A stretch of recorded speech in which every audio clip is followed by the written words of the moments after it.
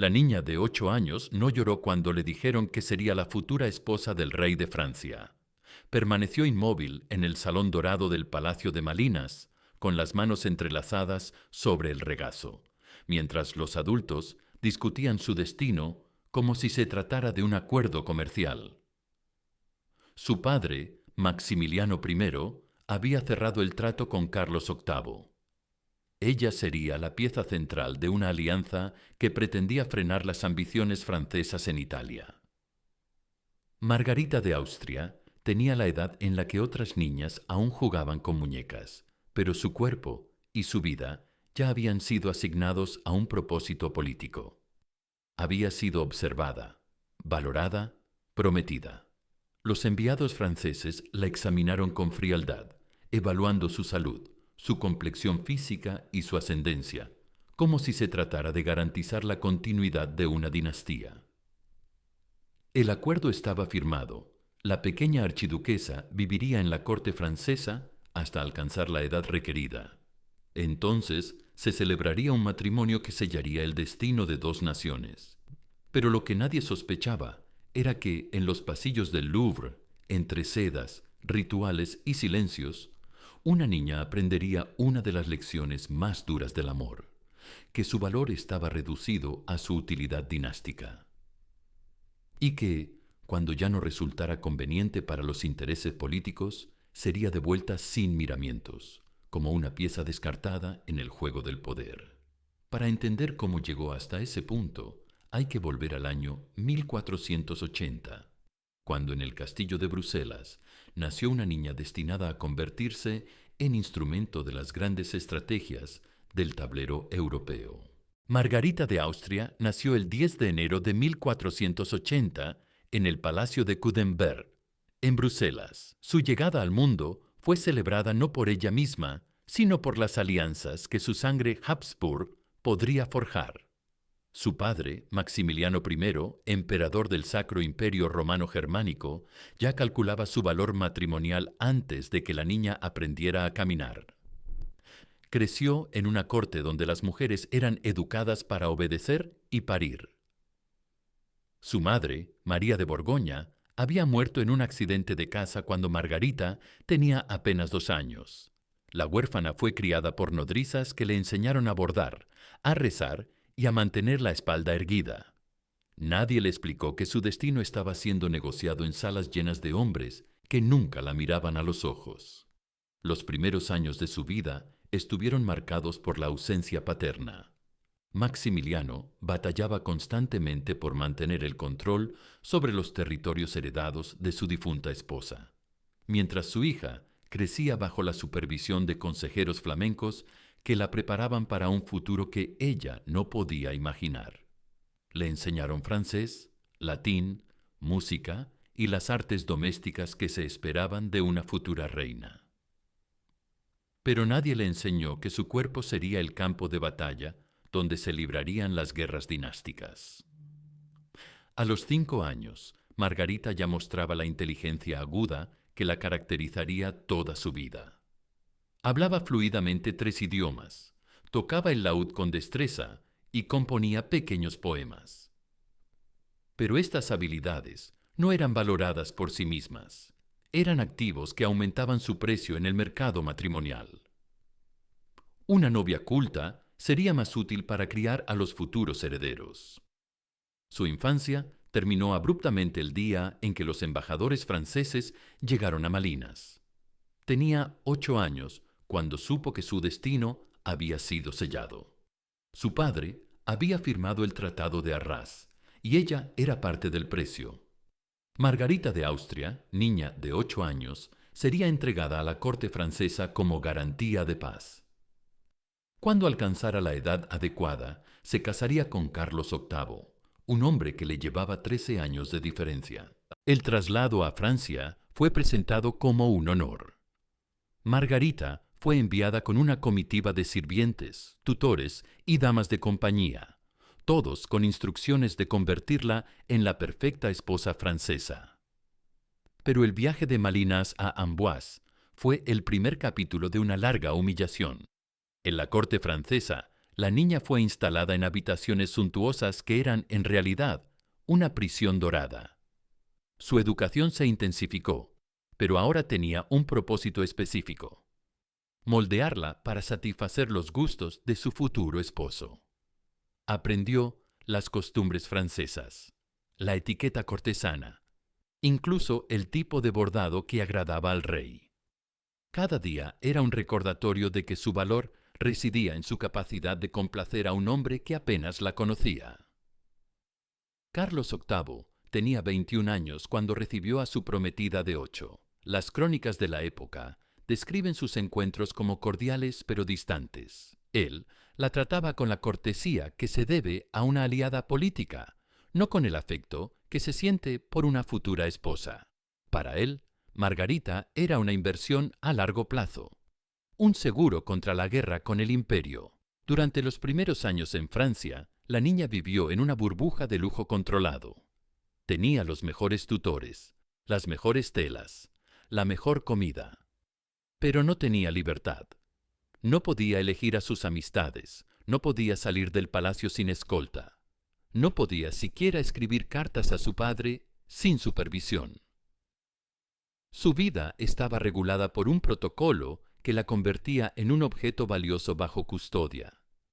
A medida que crecía, Margarita comenzó a entender la naturaleza de su situación. Los cortesanos hablaban de ella como la prometida del rey, pero nunca como Margarita. Su identidad había sido absorbida por su función política. Era una Habsburgo en suelo francés, una prenda de paz que podía ser devuelta si las circunstancias cambiaban. La pubertad llegó con la realización de que su cuerpo era el centro de constantes especulaciones. Los médicos de la corte la examinaban regularmente, no para cuidar su salud, sino para certificar que seguía siendo virgen y que su desarrollo físico progresaba normalmente. Cada menstruación era registrada, cada cambio corporal documentado. Su fertilidad era más importante que su felicidad. Cuando Margarita cumplió 12 años, las conversaciones sobre la consumación del matrimonio se intensificaron. Pero entonces llegó la noticia que cambiaría todo. Carlos Weiss había decidido casarse con Ana de Bretaña, una unión que le daría control sobre el último ducado independiente de Francia.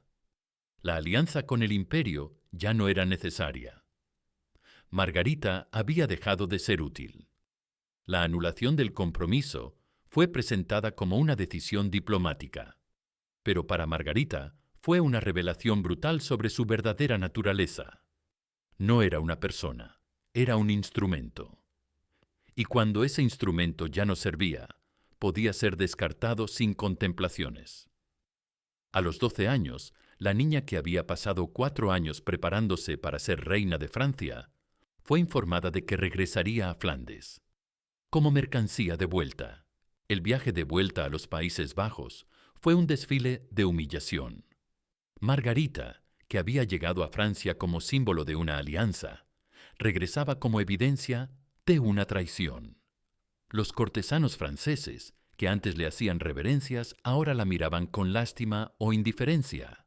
La niña, que había dedicado años a perfeccionar su francés y a adoptar las costumbres galas, descubrió que había sido solo una actriz en una obra que se había cancelado. De vuelta en Flandes, Maximiliano no perdió tiempo en buscar un nuevo comprador para su hija. La devaluación política era temporal. Margarita seguía siendo una Habsburgo y su linaje tenía valor. Las negociaciones se intensificaron y pronto surgió una nueva oportunidad. Juan de Castilla, heredero de los reyes católicos. La propuesta matrimonial con Juan fue presentada como una segunda oportunidad, pero Margarita ya había aprendido la lección. Su padre hablaba de honor y alianza, pero ella sabía que nuevamente estaba siendo vendida. Esta vez, sin embargo, era mayor, más consciente, y el mercado había cambiado. Juan era conocido por su belleza, su inteligencia y su carácter apasionado. Parecía una mejora respecto al frío Carlos Oviedo. El matrimonio se celebró por poderes en 1496, cuando Margarita tenía 16 años. Las ceremonias fueron espléndidas y las crónicas describen la felicidad de la novia. Por primera vez en su vida, Margarita creyó que podría ser amada por sí misma, no solo por su utilidad política. Juan parecía diferente, joven, atractivo, interesado en sus opiniones. Pero la realidad fue más compleja. Juan había sido educado para ser rey, no para ser esposo. Su matrimonio con Margarita era tan político como el compromiso frustrado con Carlos Obeito. La diferencia era que Juan había aprendido a actuar como si la amara, mientras que por dentro luchaba contra un secreto que lo corroía. Había sido obligado a casarse con ella, bajo amenaza de perder su derecho al trono. La verdad llegó a Margarita de la manera más cruel, a través de una carta que Juan había escrito a su confesor y que nunca debió haber leído. En esa carta, fechada apenas un mes después de la boda, Juan confesaba su repulsión hacia el matrimonio político y hacia ella. Describía sus encuentros íntimos como un deber que lo asqueaba y expresaba su deseo de huir de España para no tener que seguir fingiendo amor por una mujer que le había sido impuesta. La carta no solo revelaba la falta de amor de Juan, sino algo más devastador, que había sido amenazado con la desheredación si rechazaba el matrimonio. Sus padres, Fernando e Isabel, habían calculado que la alianza con los Habsburgo era más importante que la felicidad de su hijo.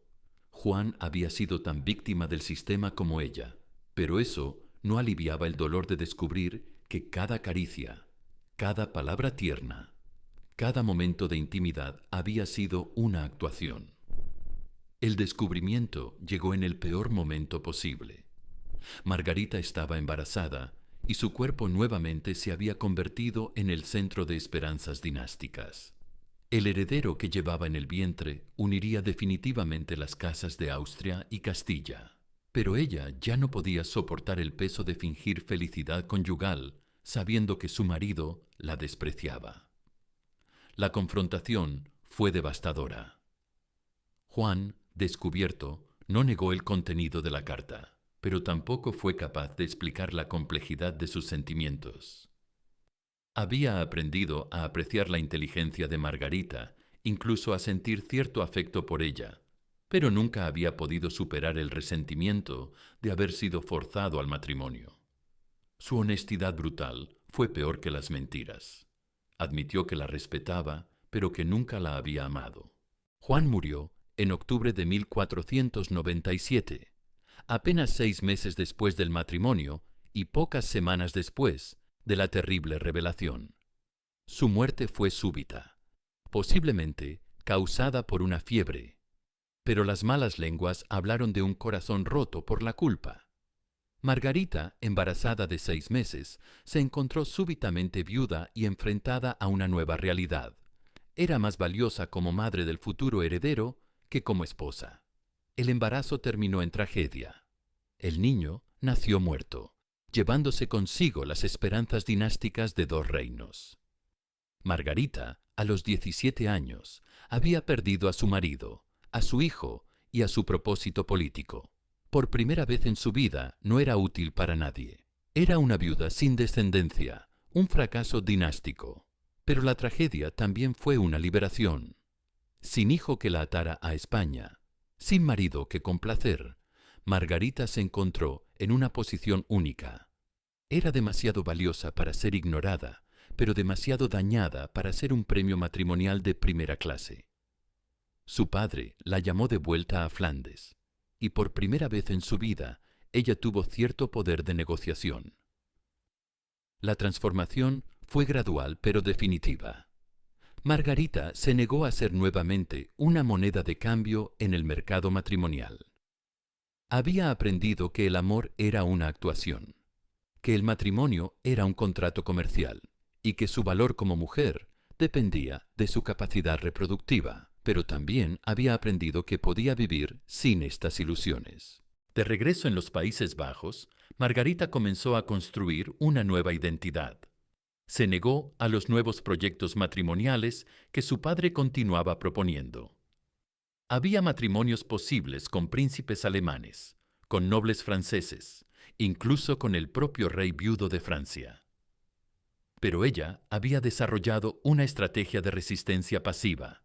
Aceptaba las negociaciones, pero siempre encontraba razones para demorar, para posponer, para evitar el compromiso final.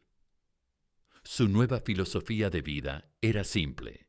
Si había sido tratada como un objeto toda su vida, al menos ahora sería un objeto que decidía su propio destino. Utilizó su inteligencia, su educación y su experiencia política para convertirse en una consejera invaluable para su padre. Conocía las cortes europeas, hablaba varios idiomas, entendía las complejidades de la diplomacia. Era más útil como asesora que como novia. Maximiliano, inicialmente frustrado por la resistencia de su hija, pronto descubrió que Margarita tenía un talento natural para el gobierno. La nombró gobernadora de los Países Bajos en 1507, convirtiéndola en una de las mujeres más poderosas de Europa. Pero el poder no curó las heridas de su juventud. Margarita gobernó con eficiencia, pero nunca volvió a amar. Había aprendido que el amor era una actuación y se negó a participar en más representaciones. Su correspondencia privada, conservada en los archivos de Viena, revela a una mujer brillante, pero profundamente desconfiada. Margarita mantuvo relaciones cordiales con nobles y diplomáticos, pero nunca permitió que nadie se acercara emocionalmente. Había construido muros alrededor de su corazón, que eran más sólidos que las fortificaciones de sus castillos. Durante los siguientes 20 años, Margarita de Austria gobernó los Países Bajos con una mezcla de pragmatismo y frialdad que la convirtió en una de las administradoras más eficientes de su época. Pero su mayor logro no fue político, sino personal. Había roto el ciclo de objetificación que había definido su juventud. Se negó a ser madre, se negó a ser esposa, se negó a ser útil para los proyectos dinásticos de otros. Su resistencia fue sutil, pero efectiva. Nunca se rebeló abiertamente contra el sistema que la había usado, pero se las arregló para subvertirlo desde dentro. Utilizó su posición para proteger a otras mujeres de destinos similares. Modificó las leyes de herencia para dar más derechos a las mujeres y se rodeó de una corte donde el talento importaba más que el linaje.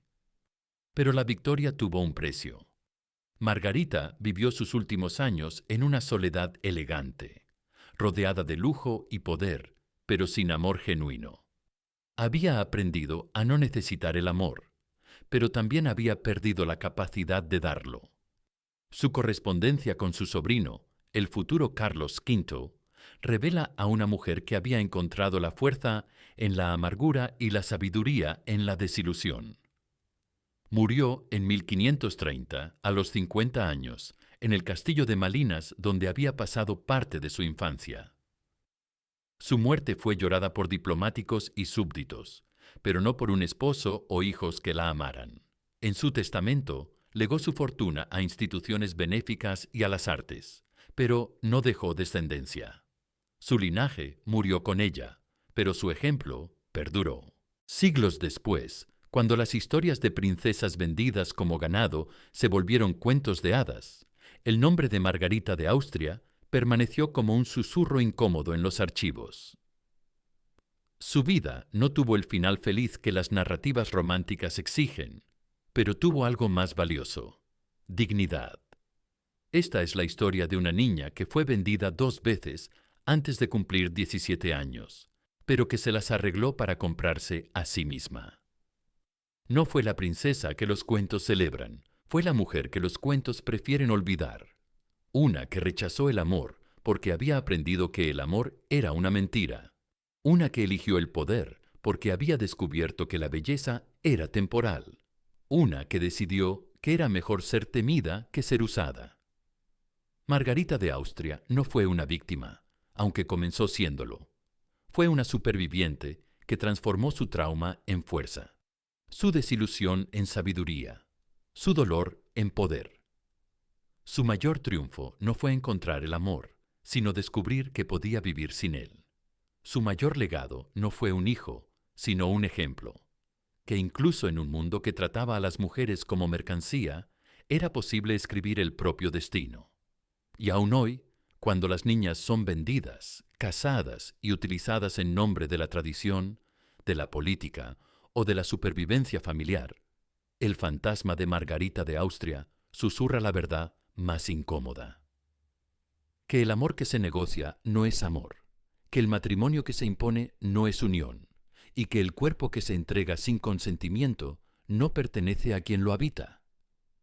Porque hay historias que no terminan con vivieron felices para siempre, sino con aprendieron a vivir para sí mismas. Y a veces esa es la única felicidad posible.